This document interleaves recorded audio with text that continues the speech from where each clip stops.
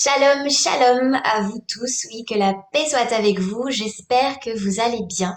Avec la grâce de Dieu, j'espère que vous avez passé également une bonne semaine. Nous sommes ravis de vous retrouver avec Kat pour un nouveau défi de l'amour. Et oui, c'est l'avant-dernier. On est déjà au mois de novembre, Kat, et c'est l'automne de notre côté. Voilà, les températures ont chuté. On a du 3 degrés des fois chez nous, voilà, mais ça va, on rend grâce à Dieu. Voilà, comment vas-tu, Kat?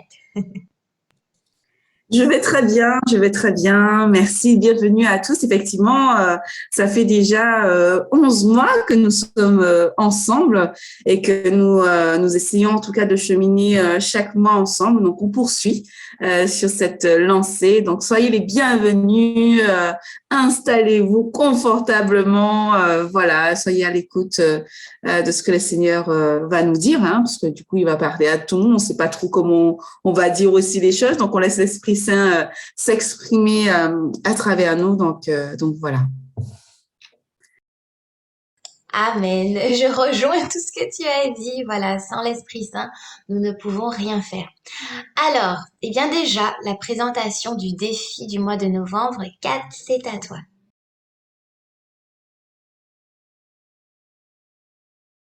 Ok, alors du coup, ce mois-ci, on va parler d'un sujet qui est le suivant. Rechercher le royaume des cieux et sa justice. On va simplement, en fait, voilà, vous inviter à pouvoir pratiquer simplement durant le mois de novembre en amassant en fait des trésors dans le ciel, en gardant les yeux fixés sur le but, voilà, qui est la vie éternelle. On oublie souvent en fait ce but dans notre vie. On croit que le but c'est d'avoir un travail, le but c'est d'avoir un mari, le but c'est de se marier, d'avoir des enfants, etc., etc. Mais en fait, on oublie aussi que le but, le vrai but, c'est d'arriver, voilà, devant notre Jésus et qui nous dise entre dans ta maison. Donc voilà, vivre le ciel sur la terre et persévérer. Voilà, on va vous inviter à le faire. On va prendre voilà un temps de prière pour que le Seigneur voilà pour nous montre dans les zones de notre vie où nous n'avons pas en fait recherché son royaume et sa justice. Et on a plutôt fait passer en fait nos désirs charnels ou voilà avant lui en fait simplement il y a voilà il y a deux exemples qui me viennent au cœur. Peut-être que voilà, il y a des personnes qui nous écoutent et qui nous regardent, qui leur but en fait, c'est de se marier, c'est de rechercher peut-être l'être aimé coûte que coûte. Et souvent en fait, voilà, le Seigneur me l'a en fait dit dans mon cœur. En tout cas, je l'ai ressenti fortement où il m'invitait, il me disait voilà, mon enfant, t'occupe pas de ça, je m'occupe de toi. Occupe-toi de mes affaires d'abord, mets-toi au service et je m'occupe de ça. Et aussi par rapport au travail ou à la maison, enfin des petites choses en fait où ça, qui peuvent nous permettre, qui nous empêchent en fait d'avoir la paix quelque part. Moi, je me rappelle quand j'étais au chômage, voilà, tout le monde allait travailler et moi, j'étais chez moi, etc., etc. Et durant ce temps-là, ça a été difficile, mais le Seigneur m'invitait à chaque fois de rechercher son royaume et sa justice. À chaque fois, c'était cette parole qui revenait. Ne te focalise pas sur le travail, t'inquiète pas, tu ne manqueras de rien. Et c'est vrai, j'étais au chômage, j'avais pas de parents qui me donnaient d'argent, mais je ne manquais de rien. J'avais tout le temps en fait des petites lumières qui me donnaient à manger, etc., etc. Et je ne manquais de rien. Et au fur et à mesure, au moment où je m'y attendais le moins, je me souviens, j'habitais en métropole, et du coup, je prenais un billet parce que j'avais pas de travail. Je prenais un billet pour ma maman m'offrait ce billet pour rentrer aux Antilles. Et au moment où j'ai pris le billet, le lendemain, franchement, alors je dis Seigneur, tu ne pouvais pas attendre que du coup que justement que je ne prenne pas ce billet. C'est quand même 400 € à l'époque. Et en fait, le lendemain, il m'a donné un boulot. Donc, comme quoi, en fait, si on le met aussi à la première place, parce que du coup, durant ce temps-là, je me souviens, j'allais beaucoup prier tous les jours. Je restais pas chez moi. je m'habillais, je faisais l'effort de m'habiller comme si j'allais travailler, mais j'allais pas travailler dans un travail, j'allais travailler à l'église. Donc voilà, donc c'est des petites choses comme ça où vraiment, je pense que le Seigneur nous invite à persévérer. Si on n'a pas de travail, si vraiment on n'a pas de maison, et moi j'étais accueillie aussi quand je suis arrivée en métropole par des gens, et il m'a donné aussi cette maison dans laquelle je suis au moment où je m'y attendais vraiment pas aussi. Donc vraiment, faisons lui confiance, persévérons. Donc nous allons remettre tout ça dans la prière, et puis il y a des choses peut-être qui vont remonter, et voilà que le Seigneur nous aide à ce niveau-là.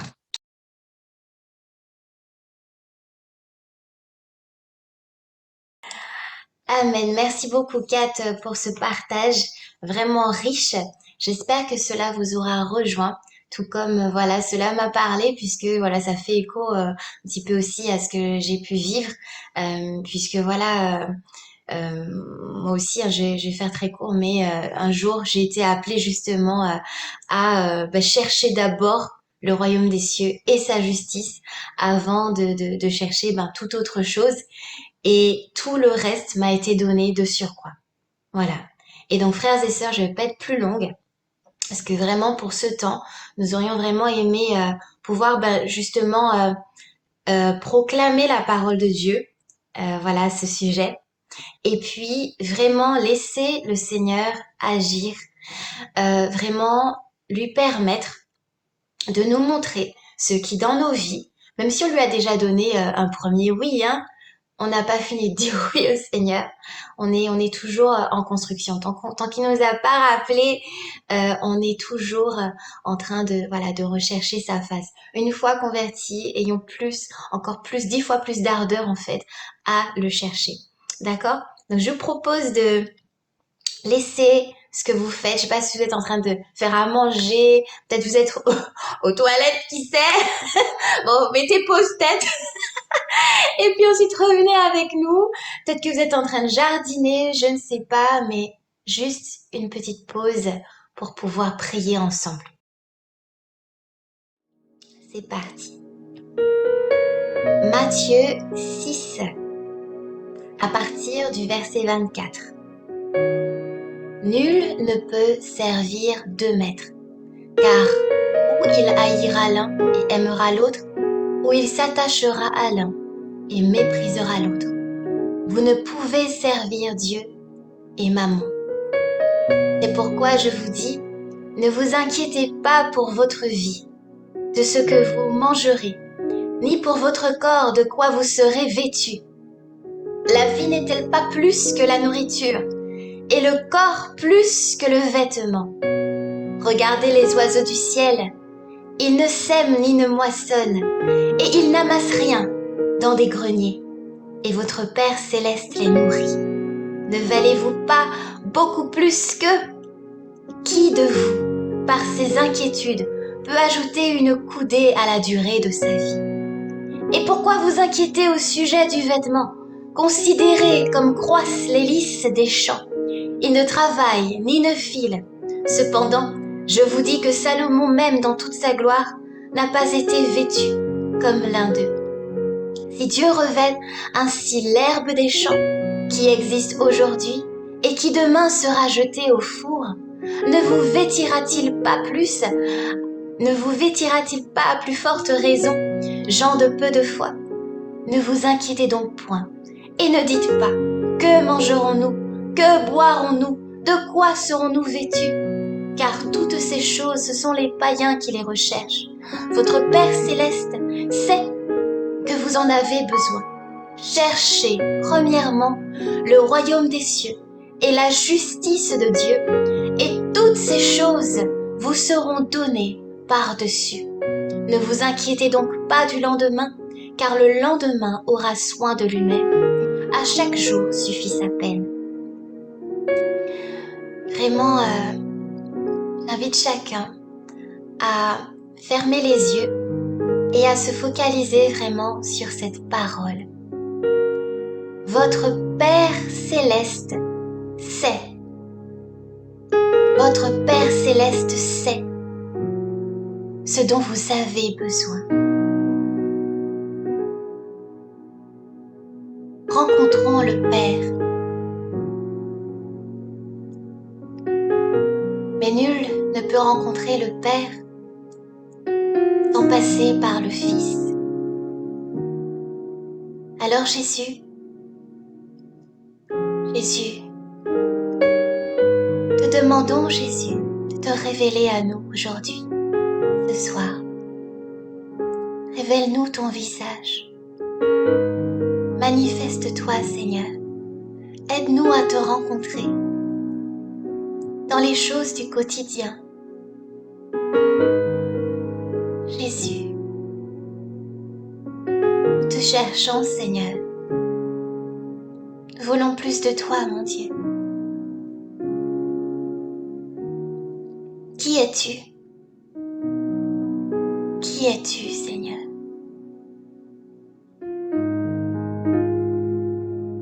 Laisse-toi rejoindre par le Seigneur. Et vraiment, ouvre ton cœur.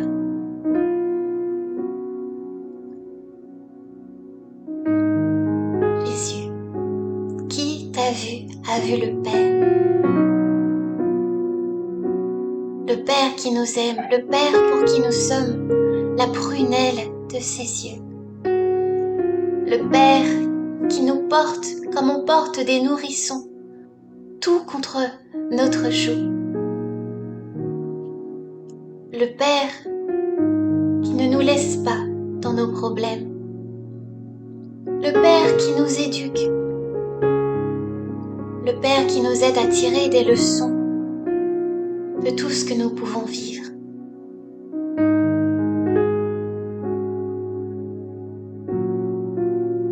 Père, tu prends dans tes bras des personnes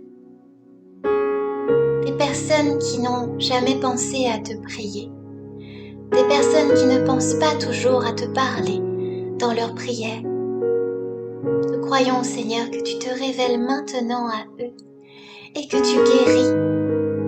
Oui, ta présence paternelle et à la fois maternelle est guérissante dans nos vies, Seigneur.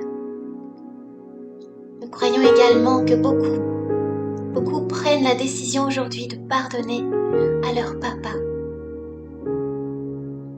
Papa qui n'ont pas toujours pu être présents, qui ont fait le choix de ne pas être présents. Te demandons également, Seigneur, de nous montrer, grâce à ton Esprit Saint, ce qui dans nos vies nous éloigne de toi. Car tu es, Seigneur, le royaume des cieux.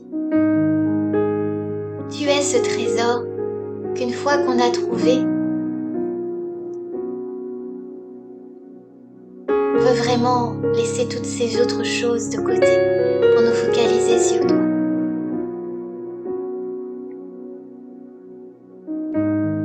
Alors oui, vraiment, Seigneur, aide-nous. Aide-nous à nous focaliser sur toi.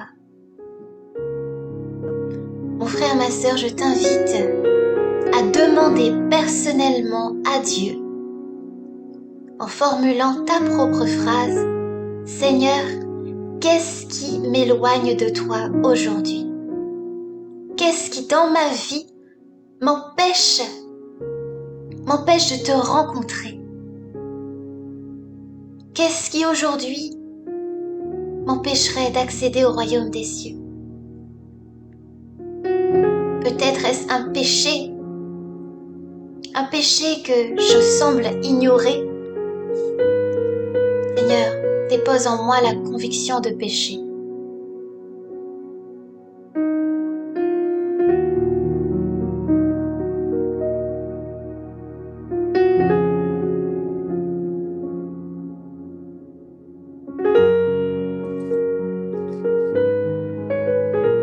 Amen.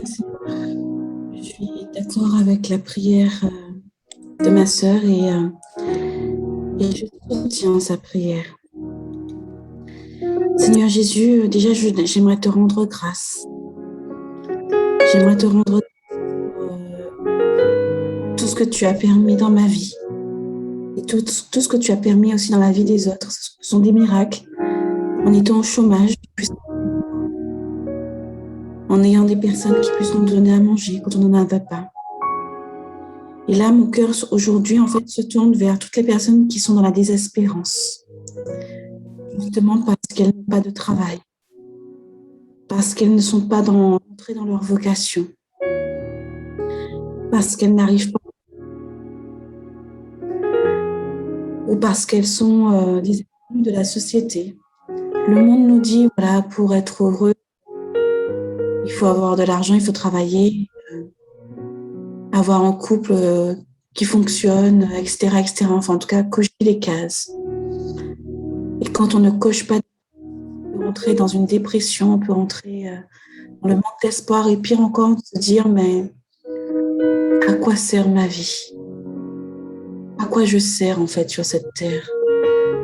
Et Seigneur, je crois que aujourd'hui, en fait, tu viens devant nous et tu nous dis en fait plus de toi. Une chose en fait nous manque dans tout cela, c'est toi. Tout le vide en fait qu'on peut avoir en fait, c'est toi. Le combler avec toi. Parce qu'en fait, voilà, beaucoup de témoignages aussi nous montrent que même en ayant un mari, même en ayant un travail, même en ayant en fait de l'argent, si tu n'es pas dans notre vie, tout cela est fade. Nous avons un sentiment de saveur fade. Donc Seigneur Jésus, viens mettre du sel dans nous. Viens mettre du piment, des épices dans nos vies, Seigneur. Que tu sois notre tout, Seigneur Jésus. Je demande vraiment cette grâce pour chacun de nous, qu'on ne puisse pas exister à travers un travail, qu'on ne puisse pas exister à travers un homme ou une femme, qu'on ne puisse pas exister à travers des enfants, qu'on ne puisse pas exister à travers des amis. Viens, Seigneur, nous remplir. Viens, Seigneur, nous donner ce désir, en fait, de faire la place, de faire la première place dans notre vie. Seigneur Jésus, les personnes qui sont sans espoir, toutes ces personnes qui ont pensé au suicide, toutes ces personnes, en fait, qui, justement, par leur mal-être, se forgent un caractère. Et justement, ces personnes qui sont dures aussi avec leur entourage. Je te demande de briser ces cœurs de pierre, Seigneur, et de venir mettre ton cœur de chair, Seigneur Jésus. Viens entendre nos pauvres prières, nos pauvres cris. Nos pauvres cris, le Seigneur entend. Quand 2 ou 3 sont réunis, le Seigneur est d'eux. Donc voilà, je suis avec Ingrid aujourd'hui. Nous sommes déjà 2, donc le Seigneur est là. Mais si vous vous ajoutez encore à nous, quel que soit, il n'y a pas d'espoir pour elle, pour le Seigneur.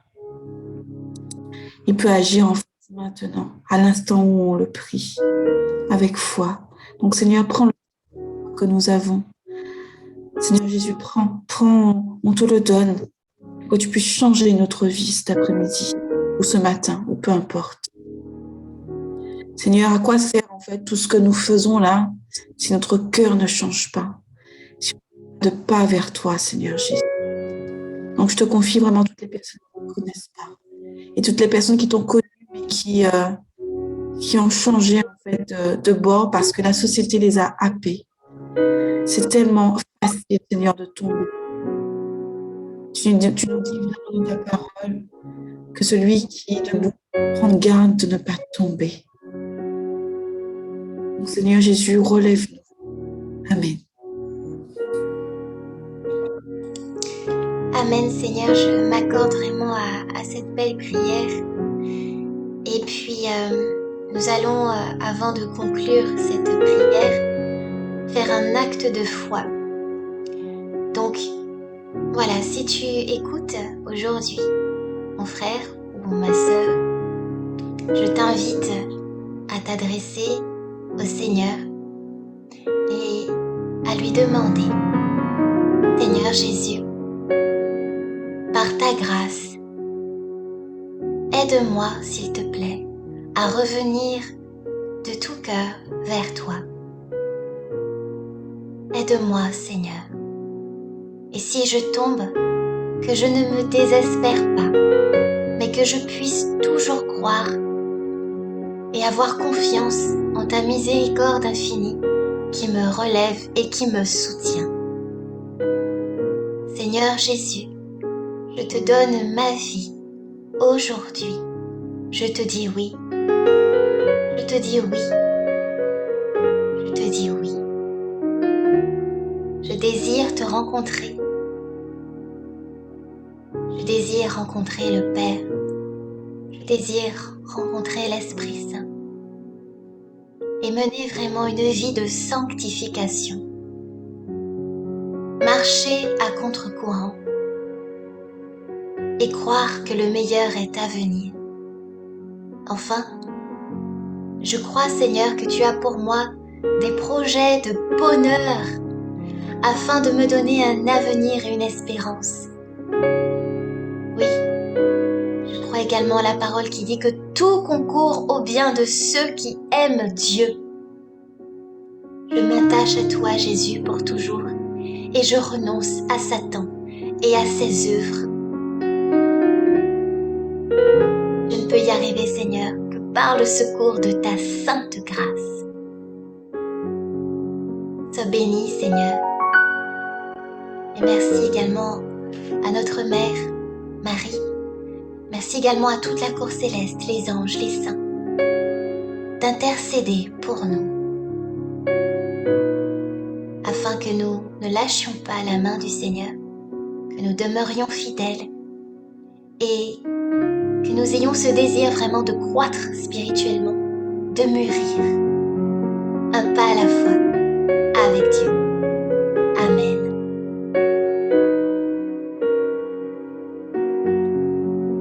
Amen.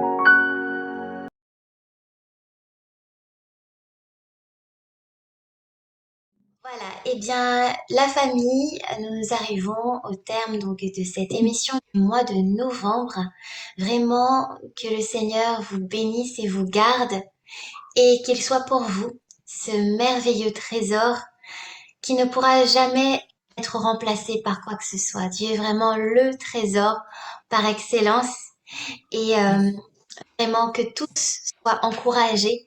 Ne vous désespérez pas. Et puis la foi se vit également en communauté.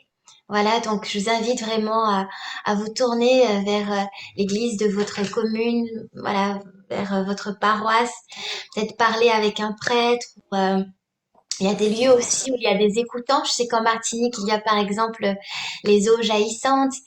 Il y a des communautés comme la communauté de l'Emmanuel, la communauté du Chemin Neuf, Vie et Partage, communauté également catholique, le Feu de Charité. Bref, ne restez pas seuls, les amis. Ok? Voilà.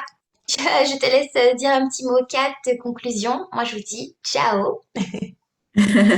Ben, je ne serai pas beaucoup plus longue. Voilà, je crois que le Seigneur, en fait, a beaucoup travaillé dans nos cœurs. Donc, laissons-le agir, en fait, hein, voilà. Et que le Seigneur vous bénisse et à très bientôt pour la suite.